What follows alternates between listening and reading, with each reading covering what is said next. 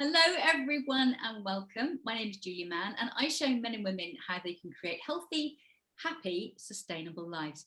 And I'm really delighted because today I'm joined by Michelle Edwards. Hi Michelle. Hi Julie. Good to see you. So for those of you that don't actually know Michelle yet, she works as an Alchemy Love Coach. And I really like that, Michelle. We'll hear more about it in a minute. But I'm just curious to know, as you were growing up, did you have a really healthy, loving environment that you grew up in? I would say I had a loving environment. I wouldn't say that it was healthy. Yeah. Okay. Do you want to say more about that? Well, it was pretty dysfunctional. I had a parent that was codependent and had issues with boundaries, and another parent that was an alcoholic. And so there was some tumult and the parent that had no boundaries also had a tendency to be raging at some points. And even I didn't have any physical abuse. I did experience what I would consider some emotional and verbal abuse.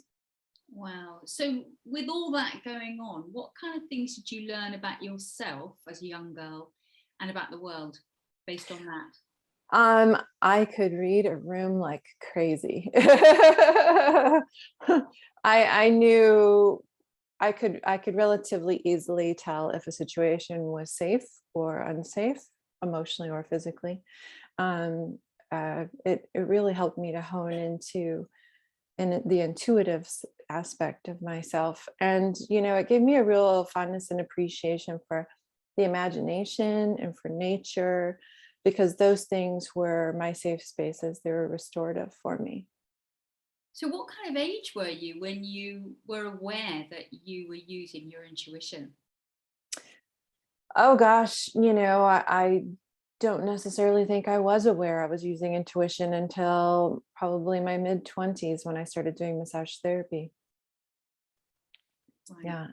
Okay. So you talked about your imagination. Was that you would kind of disappear into that? Mm-hmm. Yeah. Yeah. I would play all kinds of imaginary games and make up stories in my head, and even wrote some down once in a while. So yeah, some of my favorite things were just being outside and just kind of getting lost. And I didn't realize it at the time, and only recently realized it, that I think I'm neuroatypical, and that I remember being in high school and easily getting lost in the daydream, like even at 15, 16 years old, looking out the window and like half an hour of my life went by. And would the teacher say something about that? Some teachers would, yes, and others would give me a pass because, I was at least getting good grades or decent grades.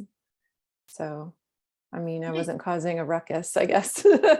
Yes, some people would say that it's really, really useful because you can use it for visualization to visualize your future. And, if you can kind of really imagine that you're already there, then a lot of people would say you're much more likely to create this kind of success that you are visualizing. Yes, that's true. I mean, imagination is so important in visualization. You have to be able to extend your brain to take you to these uncharted places, because we have so many constrictions in our head and about our ideas about what things can be like based on what they were like. And to break out of those cycles, we have to rely on the magic and intuition. Yeah. Yeah. So tell us your story. Tell us what happened from, leaving home Yeah. to now. Sure. I got married really young. I was like 2 weeks shy of my 21st birthday. Married someone who was in the military. So that was kind of like a normal thing for military people. I don't know. And, it was kind of like he was getting ready to go away for a long time. So I was kind of like desperate to like this. It was like make it or break it time. We either solidified it or I could see how we would not work out. And so we did, and we had a couple of beautiful kids. And I was in retail up until that point. And I was like, well, I don't want to work a retail lifestyle having a small child. I want to be able to be there for her. So it popped in my head to become a massage therapist. And within 2 weeks, I was going to school for it. And my daughter was 2 months old, because I needed a little side income. And I didn't realize like how that plan had been set out for me. And it was a game changer for me. It was the first time I read like an actual spiritual book. And I could see, it was Caroline Miss's Anatomy of the Spirit.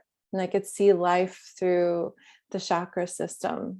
And at the same time, I was reading Hermann Hesse and could see some parallels between the two. Like Siddhartha had these life experiences through the chakras, like these big lessons. And so that was kind of foundational for me. It's kind of foundational for what I'm doing now. And, ultimately the marriage didn't work out. Because we repeat patterns from our childhood, right? So there was some of that dynamic in my marriage.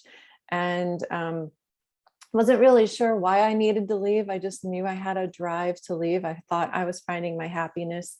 And that is true. And also I was uncovering some of my trauma in that. So single parent of 2 kids, then 3 kids, because I had an oopsie baby. And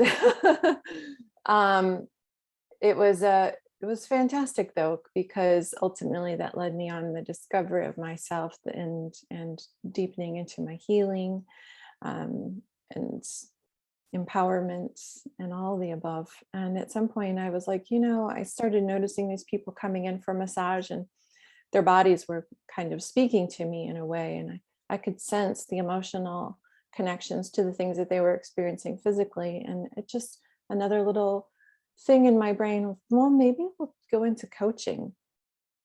Don't know where that came from, but I kind of put it out there and found a mentor and studied under him for a little while, and here I am. Fantastic. So you mentioned a few of the challenges that you went through. What would you say has been the biggest challenge you've ever had to face in your life, and what's been your biggest learning? Gosh, the biggest challenge, I think the biggest challenge really was just discovering my worth. It was decades of criticism, and uncovering that. So yeah. And then, I did experience like early childhood sexual trauma. And that was also a challenge in that I had to learn that I was hiding. My flight, fight, freeze was freeze. And the freeze would to look like hiding. And that, paralleled in my social activities, it paralleled in my career. And, I kept on pulling an oracle card that kept on saying, come out of the closet. And it was driving me nuts. I'm like, people know who I am. I'm not hiding from anyone. And then I asked a question, because if you ask a question, it always gets answered. Well, if I'm hiding, then how do I come out? What does it look like? And then I realized, this period of uncovering, oh yeah, I was kind of tucking away against the wall. I'm fairly introverted. It's easy to become a wallflower. And so coming out of the closet and just showing people me unabashedly, being bold in that authenticity, being bold in the vulnerability. It's beautiful. It's a beautiful process. I guess being bold also involves that vulnerability, doesn't it? You can't really have one without the other. Yeah, absolutely. Yeah. So how do you actually help people now, Michelle? What are the nuts and bolts of what you do? Well, I set about to be that pattern breaker, and I am a transformational coach. I'm really clear on that. And Scorpio, we deep dive, we go for it. Like people don't come to me unless they're really wanting some stuff to change. So, whether that be in their love life or in their life in general, we set to make a new pattern a new experience. And so that's through coaching. I do have some online classes as well. Those are mostly relational. And I'm getting ready to launch a group coaching. So I'm pretty excited about that. So is that for people maybe who are looking to be in a relationship, who currently are single, or people who are in relationship who would like a better relationship? I have coached all the above. I've coached couples, people looking to get into a new relationship, and people who are looking to heal from the end of a relationship. The group coaching is for people who want a game changer in their life, who are really looking to shift the dynamics that are going on. It's opening up into a new level of communication, self-love, relationships, deepening the intuition, and really extending oneself out into the community in a sense of empowered leadership. Sounds great. And obviously I'll put all your links below this video. So please, everyone, do check out Michelle's links. If someone watching right now, Michelle, is feeling a little bit stuck, maybe they're continuously criticizing themselves, like you mentioned you used to do, and a lot of us have done and still do, or perhaps they think they're doing all the right things, but they're not actually moving forward, what advice would you give them? Yeah, that's a great question. Well, one of the things that helped me the most to uncover the criticisms in my own head was journaling and meditating and getting to know and understand those voices, asking where they come from, asking if they're true. And if they're not true, what's the opposite? What can be true? And then affirming, doing affirmations of the opposite of those stories, because I know that the more times we repeat a thought, the deeper it gets ingrained into our brain. And it's a matter of breaking that cycle. I always liken it to like the settlers with the wagon wheels. And the more times those wagons go down that little path, the deeper those ruts go in the road. And sometimes if they want to break left or right, they have to actually use like a lever to pop themselves out of the ruts. Well, that to me is what understanding those criticisms are. And then affirming the opposite is like the lever to pop out of the rut to create a new path. Great. Can you give us an example of something that a question that someone might ask and what they might affirm, just so people can get a bit clearer? Well, one of the real common ones is, I am so stupid, and is that true? Are you really stupid? Like, is it, do you have wisdom? Do you have knowledge and expertise in a certain area? Let's challenge that thought. And what would be the opposite? I am embodied wisdom. I am all-knowing. If you need to frame it in a specific way, I am brilliant. I am learning. Even if you can't quite get to knowing, you can get to learning very easily. So you don't always have to believe the affirmations. It helps if they're slightly believable, because you have to step into it. Sometimes it's like a ladder. Sometimes we can't get to joy or bliss or pleasure because we have no real sense of what that's like. So especially people with real trauma history. So stepping into that next level so that you can eventually work your way up to that is a really helpful way. Brilliant. I think some people aren't used to the word affirmation and they think that's a new thing, but actually the truth is that we're affirming stuff all the time, aren't we? We're saying Yes. stuff over and over in our head, which is usually negative. We repeat it over and over. So that is an affirmation. So I guess it's about becoming conscious of what we're saying and starting to look at saying things differently. And intentional. Feel better. Yeah. Yeah, intentional. A little attention and intention go a long way. I mean, that's really what changes things. Paying attention and declaring an intention. That's how we do it. Brilliant. Just one last question.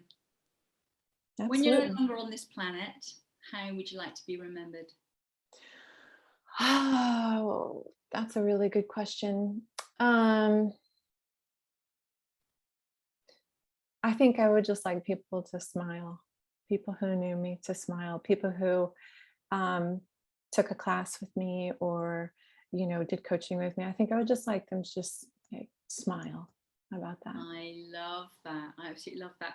And right now, I know you're not aware of it, but this incredible light is streaming through right over your face. It looks quite extraordinary. What goes to me to say is, Michelle Edwards, thank you ever so much for talking to us. Thank you, Julie. I really appreciate it.